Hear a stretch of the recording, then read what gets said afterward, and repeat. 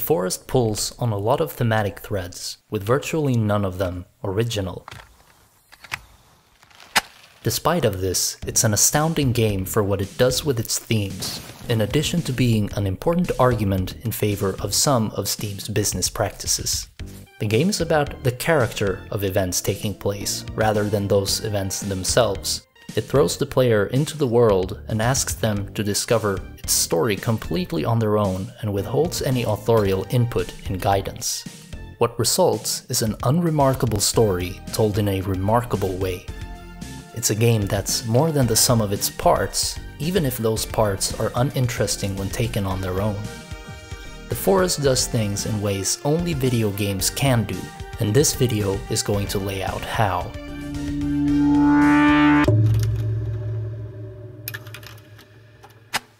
Games are uniquely positioned to allow their consumer to enact a will upon their fictions, to let the player be the verb in a transitive relationship to the game's world as a direct object. The titular object of the forest is more than anything built to accept that input from the player and make that what decides the tone and personality of the plot. In other words, the forest realizes that the player is not only the world's verb, but its adverb as well. The story is simple, a mix of Robinson Crusoe, the Ur survival story, and the fight between the horror traditions of Lovecraft, Edgar Allan Poe, and Mary Shelley, but all through a lens of 1980s aesthetic sensibilities. All the clichés are here, but it's not about what clichés are here. Instead, it's about enabling you to live through them as you see fit.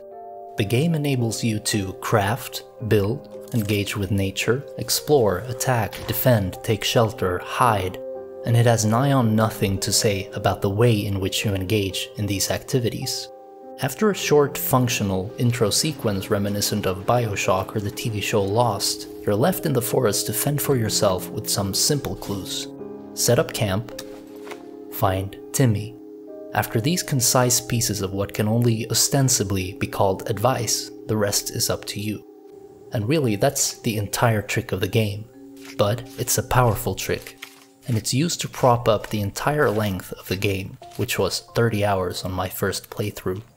The opposite of this would be a tutorial, which takes a potential moment of discovery, an effortlessly empowering moment away from the player. The forest is nothing without its player, a subjectless assemblage of plant and wildlife filled with feral others aimlessly roaming the underbrush. The story taking you from castaway to survivalist to conspiracy assailant is simple, because its central question is this: what will you bring into and affect onto this object of primeval state of nature? If fiction in mediums of yesteryear would show and not tell, then it follows that video games are destined to enable and not show. One of the most well put together examples of that in the forest is how the player relates to that beastly and subjectless other they arrive to meet. Defend yourself against a clan of genetic mutant enemies that have beliefs, families, morals, and that appear almost human, the Steam store page reads. And that sentence is both bold and transparent. The game is able to use its enemies to feed into the enabling storytelling mode precisely because the mutants appear just shy of human. A lot of it is down to framing. Enemies aren't presented as positive or negative. There are no direct rewards or penalties to fighting them really. The result is the game that stays out of your relationship to its enemies, as opposed to how most games either expect you to annihilate as many as possible, or on occasion invite you to feel bad for your victims. The cannibal mutants seem to have their own thing going on, and there's a sense of the player simply being a chance inconvenience. As the player increases in power and hold over the titular forest, paths are just increasingly crossed. And they do, in fact, have their own thing going on. There are different tribes located in different parts of the forest. They have social stratification, and even basic gender roles. Consequently, different tribes of mutants will react differently to the player. The starving mutants attack on sight out of sheer hunger. Regular, more well-fed mutants will spy on you and attack only once they deem you a threat. women mutants will attack ferociously, while mutant men become enraged as the player neutralizes those women. Enemies may even feign an attack in a curious attempt to provoke a response from you, as if assessing your level of hostility. A lot of players will likely miss the nuances of enemy behavior, since it's uncommon for a game to account for any reaction from the player besides immediate aggression. As the player in the forest, you constitute the element of chaos introduced into this seemingly natural machine. In other words, you are the single variable of the experiment. But the mutants also act to whip up player curiosity concerning just what is going on.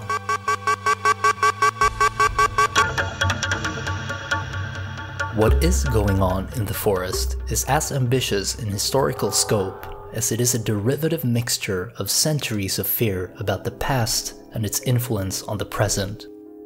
It draws a line from a vague fantasy of humans in their state of nature, before self-awareness and civilization, to how what we do now might make real ancient fears long since forgotten, and along the path makes pit stops in a sort of canon of fictional musings on humanity's place in the natural world, both before, during, and possibly somewhere outside of Homo sapiens.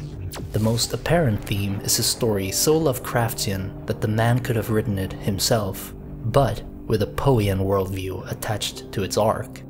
The forest was once home to what the games community has taken to calling Ancient Ones. These Ancient Ones possessed technology, or whatever you call something that seems to predate humanity as we know it, with powers over life, death, and whatever might exist in between. But just like a Lovecraft story, the origins might be terrestrial, alien, cosmic, or heavenly. It really doesn't matter. What matters is that the only common denominator to all the mysteries of the world is that we can't quite seem to know. Lovecraft posits that perhaps that is how it should be, and in the act of finding out itself exists his trademark descent into madness. A madness viewed as a positive to the rational mind, but as a deep betrayal to one's humanity in a romantic one. But, and here's the kicker, the story of the forest is not a descent into madness, but a discovery of one that was already there. If Lovecraft descends his characters into madness, Edgar Allan Poe wants to discover the one that was there all along. A madness dormant not in some yet undiscovered world, but in the human itself. If Lovecraft is a satire of rational ideology, Poe is a mourning over the tragedy of the romantic one. For Poe, the problem isn't it, the problem is you. That's how the forest operates. The forest itself isn't evil, the cannibal mutants aren't despite appearances evil, and not even the ancient powers over life and death are inherently evil. They lack subjectivity, lack will, and so just are. The question is, what are you? The game takes a wild guess and says that you're likely the problem. In light of this, I somewhat shamefully admit that I didn't notice the mutant lack of hostility toward me at first. I never gave them a chance. At the same time, I fear I'm in good company as I can't imagine many players sensing true humanity in their savage faces. A fear of the past is a fear of yourself, because the only real similarity between the world of the past and that of the present is that human beings are still the exact same creatures.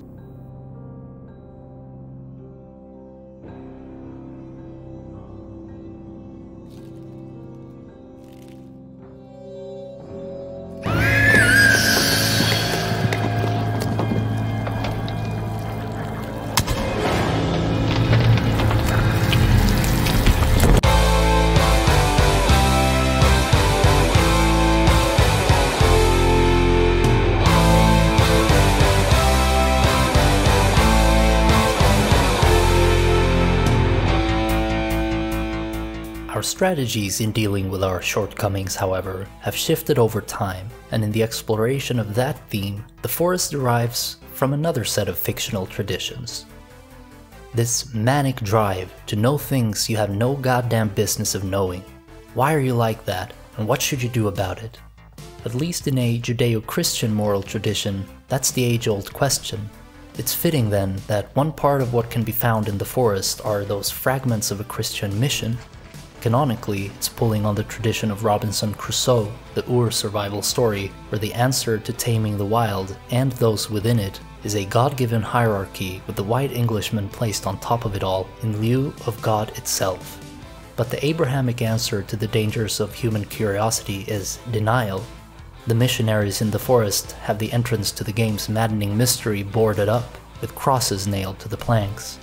Here be dragons of sin, say the missionaries, before succumbing to the forces of life and death right there on the peninsula some hundreds of years before your arrival. Between their departure and your arrival, however, between the decidedly past and the decidedly present is a step in between. That's where the forest brings in Mary Shelley's contribution, Frankenstein's monster. Victor Frankenstein's warning says, "Don't. Whatever it is that drives you to pursue the unknown to its natural end, what you find will be twisted by the humanity you introduce into it." Victor Frankenstein wanted something perfect, but brought his own imperfections into his monstrous creation. The monster, in turn, wanted revenge, a perfect conclusion to the injustice thrust upon him, but brought his own sorrows into his ill-conceived ambitions. Both are complicit in ruining everything. The same goes for Sahara Industries when they created, or possibly just capitalized on, the monsters roaming the forest alongside its cannibal inhabitants. It also goes for the player character in killing those same monsters in a misguided attempt to set things right for themselves. If Lovecraft's human is forever the victim, Poe's human is forever the perpetrator. But Mary Shelley comes along and says, "No honey, we're all a little bit of both." The forest presents the different strategies and asks you to navigate through them. In the end, your quest's conclusion ties it all together into a combination of it all. You either turn your son into a monster, or you live out the rest of your days as a madman aimlessly, but subjectivity arguably intact, roaming the forest and maintaining your family of stick figures. In both conclusions, you are both perpetrator and victim. In both, you become the embodiment of Lovecraft's, Poe's, Defoe's, and Shelley's human all in one being.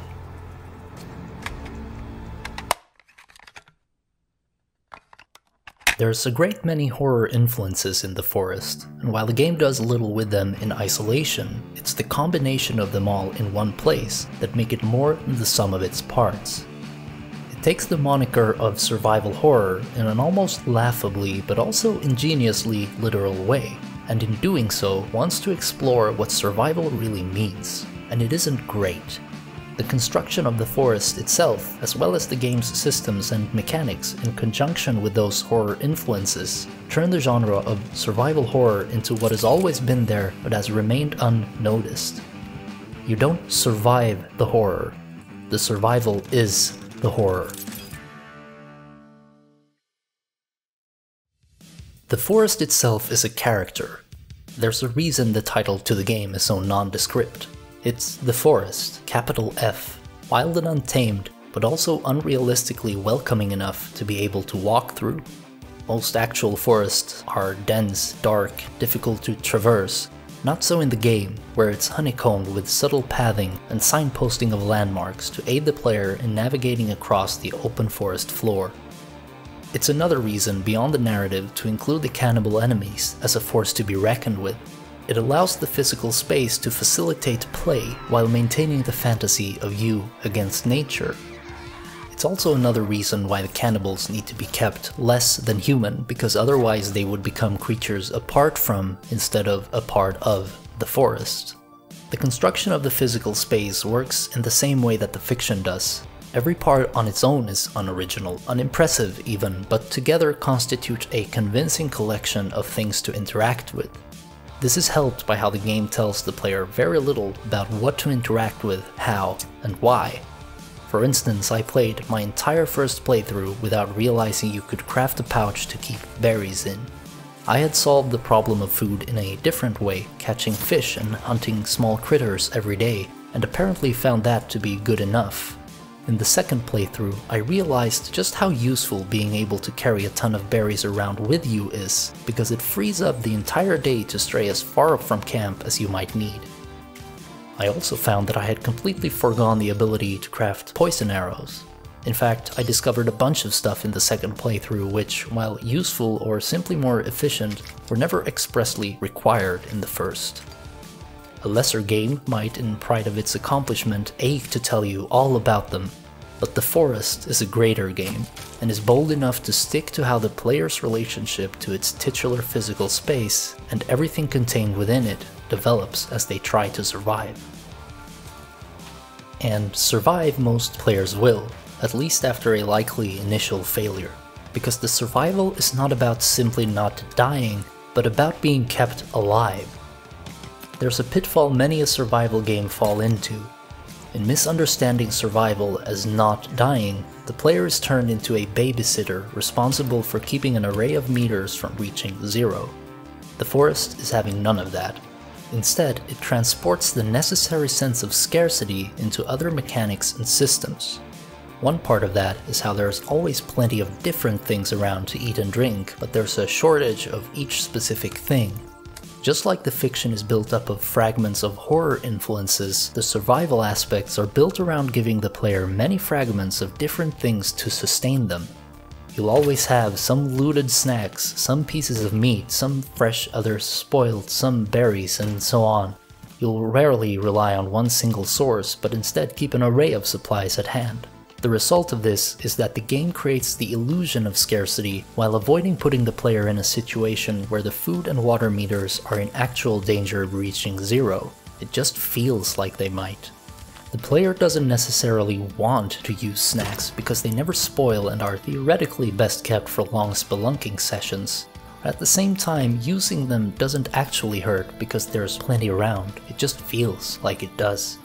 In this, The Forest is able to say that the real horror of surviving is a perpetual existence of worrying about lacking something, even though you know there will be something else that is just as good taking its place.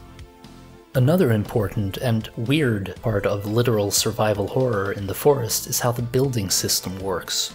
The first impression of it is that it's janky, and it is. But the jankiness is leveraged to serve the themes in a way that I've never really seen before. I spoke a long time ago in a video about Don't Starve about how you shouldn't let the player feel safe in a survival situation. What you do want is the illusion of safety weighed against the illusion of danger. The player should always feel like they're in the balance between the two without the game being predisposed toward either. On the one hand, if the player feels completely safe, the entire systemic tension or systemic drama is lost. On the other, if the player feels constantly in danger, the tension is lost because the player will give up the pursuit of safety altogether, and maybe even the game itself. The jankiness of the building mechanics makes sure that the sensation of safety is always balanced against that of danger. You technically can build the perfect, entirely safe camp, but it's very unlikely that you will. On a mechanical level, it's difficult to build elaborately due to how difficult it is to make different things connect. The best way to build is to keep it simple, and in a survival situation, that's what you'd want to do. Make things perform their function, no more, no less. There's also an aesthetic part to it, where the jankiness of how the things you build look, how saplings will clip through floors as they respawn, how it's difficult to line things up from a first-person perspective, makes most things you build less than perfect. Your home never feels quite homey. This is aided by an unrealistic rule. If you tear something down, the resources put into building it disappear. In a real-world survival situation, you'd be able to recycle some materials, but in The Forest, you're gonna waste a lot of materials in getting something even slightly complicated just right. So it's better to just keep it simple. I'll grant that this is a very generous reading of the building system's jankiness, but what's a more interesting question? Whether Endnight Games intended to make a perfectly solid building system and whether they failed or not, or what the building system, as it actually exists in the game, manages to say. Ultimately, the building system is scary to use. It's literal survival horror.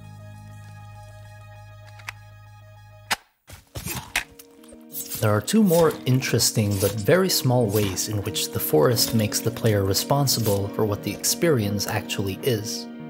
The first one is a clever addition to a standard difficulty system, and the other a way of dealing with resource respawning I've never seen before. While the game does have different game modes, peaceful, normal, hard survival, and creative, there are two more interesting specific settings that change how the game approaches the player. The first is a toggle that decides whether trees regrow over time or not. This poses both a ludological and a narratological question to the player. Ludologically, it asks, do you want the extra challenge of having to venture ever further in search of building materials, or do you think that sounds mostly tedious? And that's gonna be up to each and every player. Narratologically, however, it asks, how long do you think your character actually spent in the forest? Trees take a lot of time to regrow, so setting it up so they do changes the time frame of the game's plot. While my first playthrough lasted ostensibly 50 days, it felt much longer due to the regrowing of the trees. It's admittedly a little clumsy because it causes that contradiction, but it's nonetheless a very interesting mechanic that challenges a player's notion of the fiction's time. The second setting, which correlates, dictates whether constructed buildings can be destroyed or not. Again, it poses the question to the player whether they want a more difficult time or an easier time, and changes the time frame somewhat, although not as dramatically as the first setting.